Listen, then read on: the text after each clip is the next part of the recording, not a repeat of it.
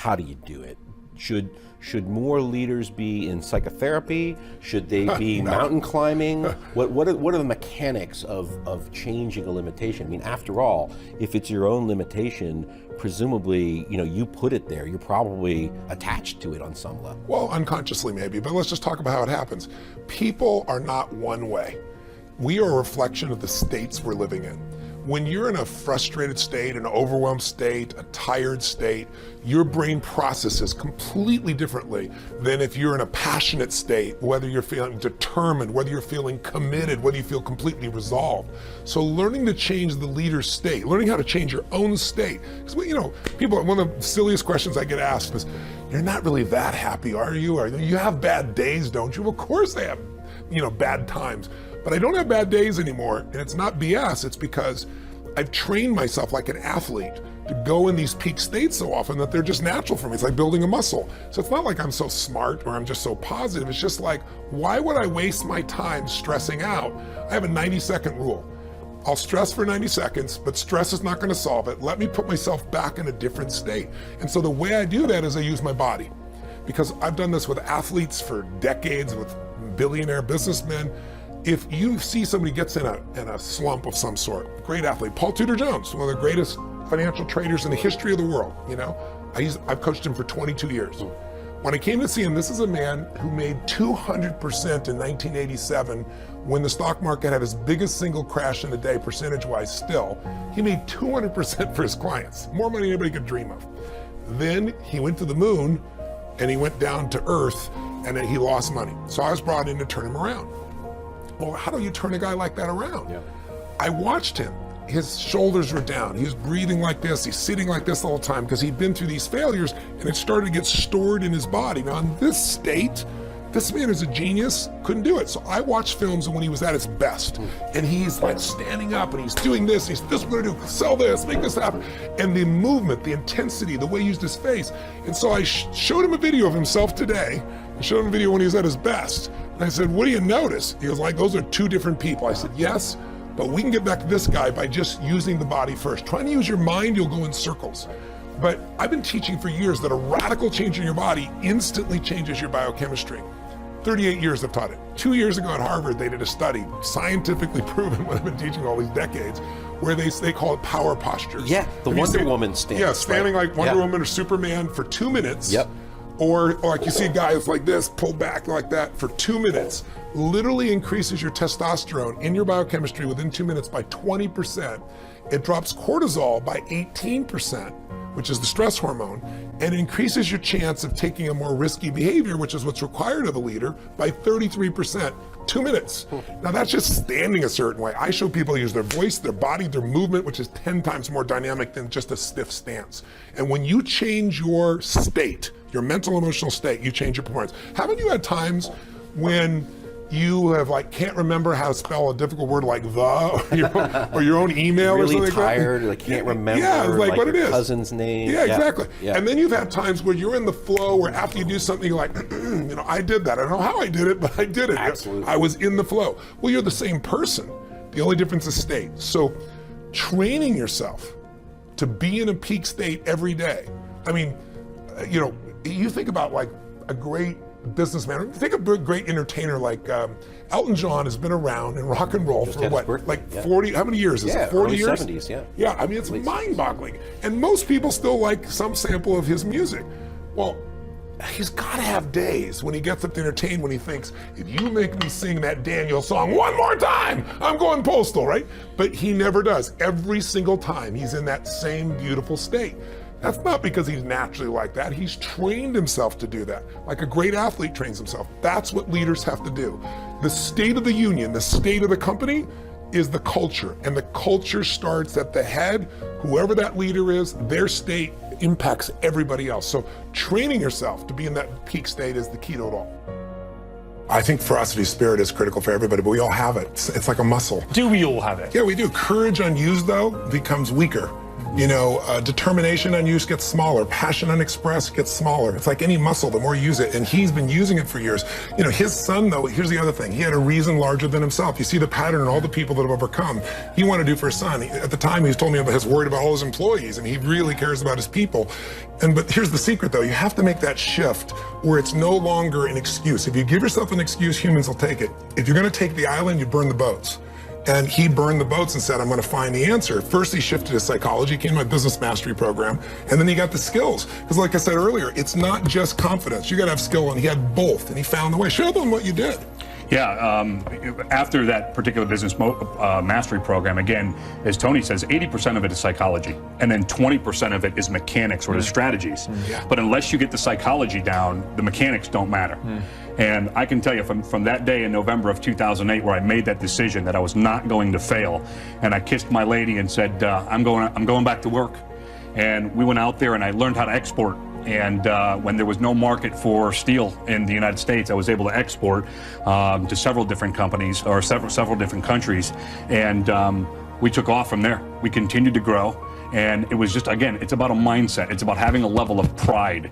For me, it was coming from where I come from. The Melio name didn't mean a whole heck of a lot. And I was determined to change that because it's something of what I call generational influence. I'm not doing this for me. I'm doing this for my son. The other thing you should do if you're not very industrious is discipline yourself. And so what do you do with that? Eat 3 times a day at regular meal times. That's a good thing to practice because that starts to put some stability into your life. Get up at the same time. I would highly recommend all those young people out there who are listening, like, you want to get a jump on life, get the hell out of bed in the morning. As I've got older, I've got up earlier and earlier. Now that's partly because you don't need as much sleep, but it's also partly because I've got more and more disciplined. Like, get up early in the morning and get your things done. Man, learn to get up at 6 in the morning and you'll be one deadly creature, especially if you can get to work. You'll have half your damn day done by the time other people haul their sorry asses out of bed. And so that's a massive, massive advantage. Look, Warren Farrell, not the comedian, Warren Farrell, the author, he outlined data in Why Men Earn More, which is a book I would recommend, by the way, showing that if you work 13% longer hours, you make 40% more money.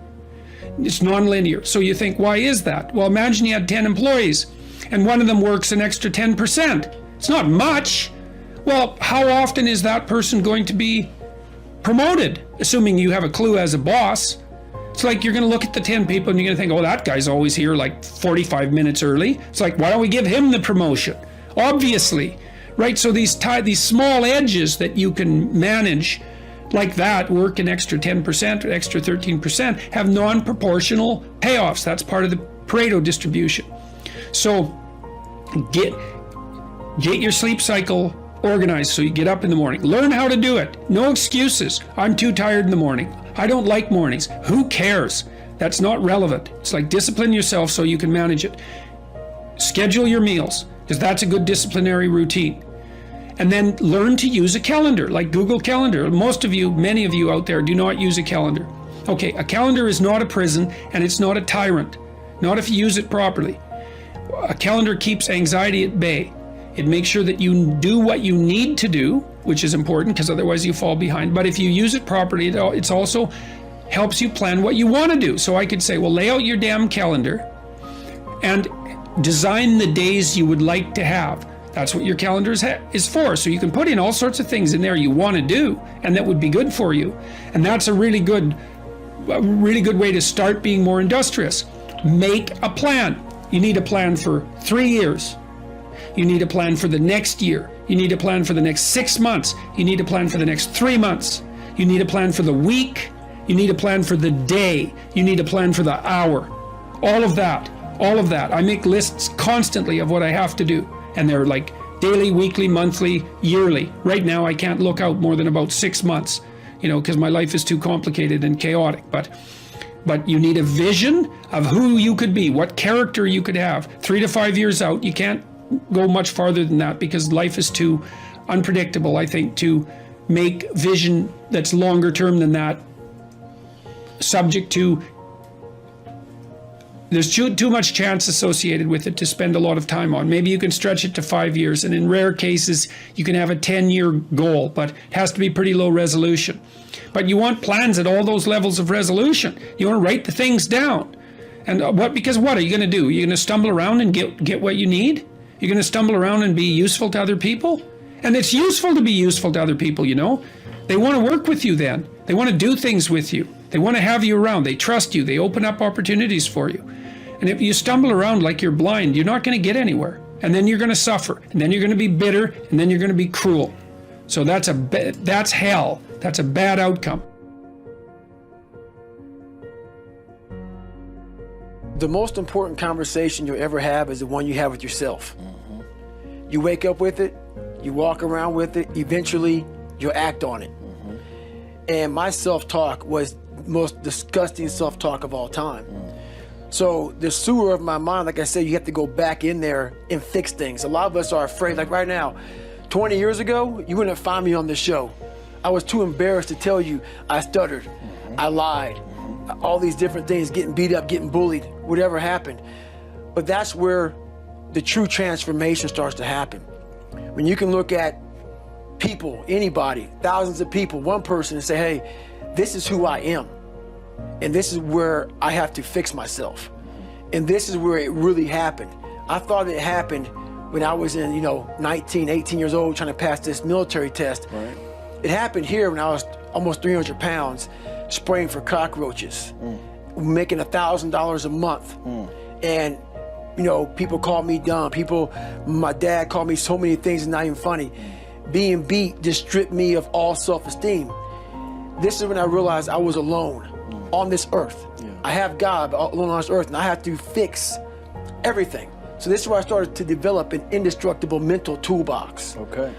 So I came home one night after spraying for cockroaches at Ecolab, and literally I was praying at Steak and Shake, and I would go across the street to 7-Eleven. I had a 45-minute commute home. So I worked from 11 o'clock at night to 7 o'clock in the morning. Okay.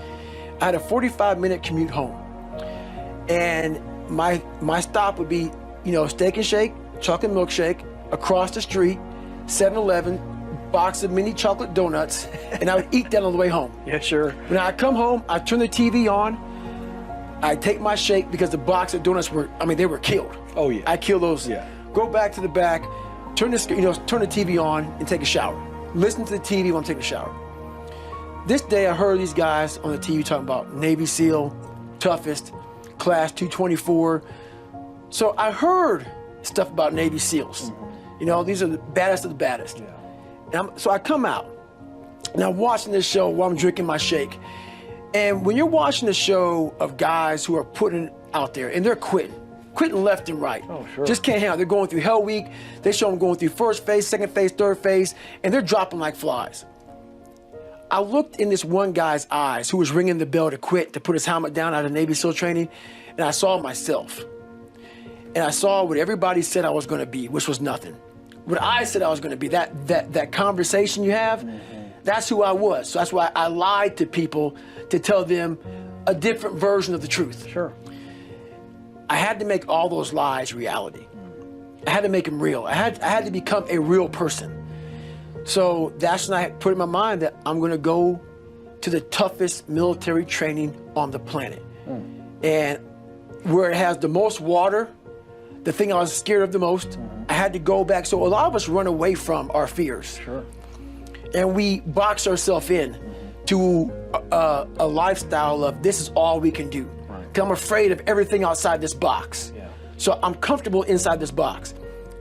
I jumped the box. Oh, you did, yeah. For the first time in my life. Mentally, I jumped the box and said, hey, I got to come out here and play. Lesson 1, you get an additional 30 minutes of sleep a night. Take it as a challenge. Try to find that space, quiet your mind, and get your 30 minutes of sleep. And you'll see it makes a really, really big difference.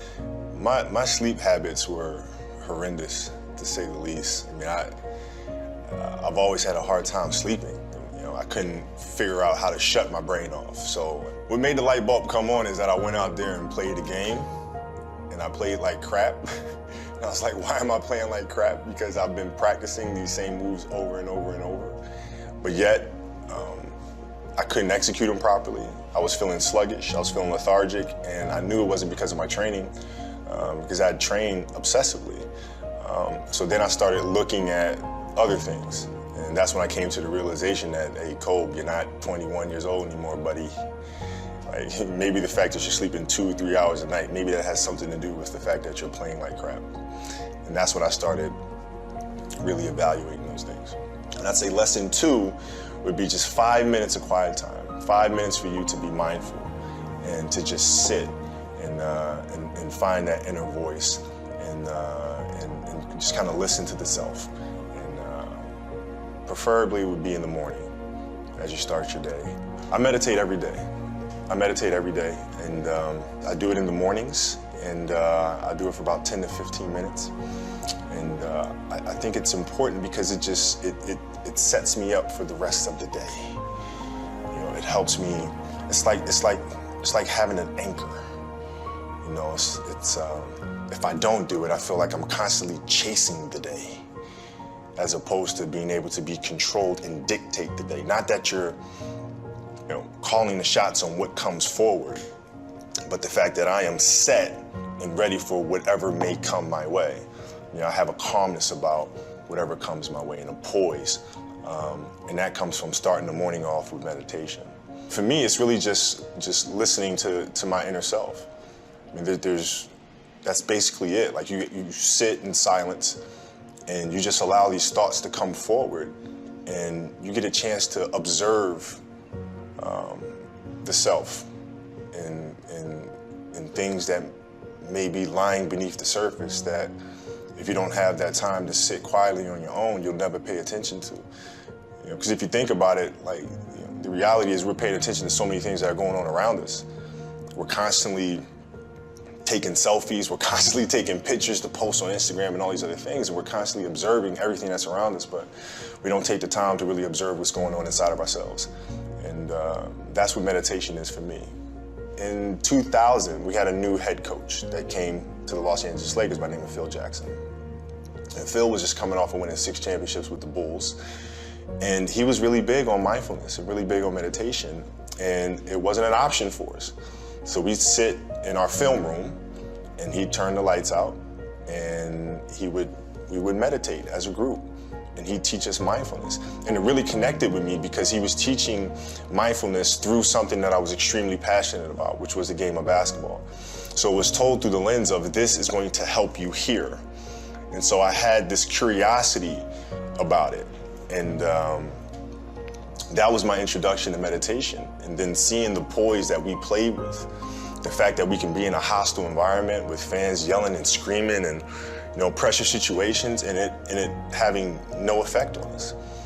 Because we were never too high, never too low. We were just in the moment and felt very secure in who we were. And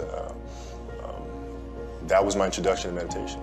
I had a great experience, which really I learned a lot about meditation through this experience. I was on a jet ski, and I took the jet ski out in the ocean, and I just kind of sat, and I just let the current just take me wherever it was going to take me. And I really saw a lot of meditation through that moment because I wasn't trying to control the moment. I wasn't trying to force myself upon the waves and dictate where I was going to go. I just let the waves take me there. And there was a lot of peacefulness involved in that.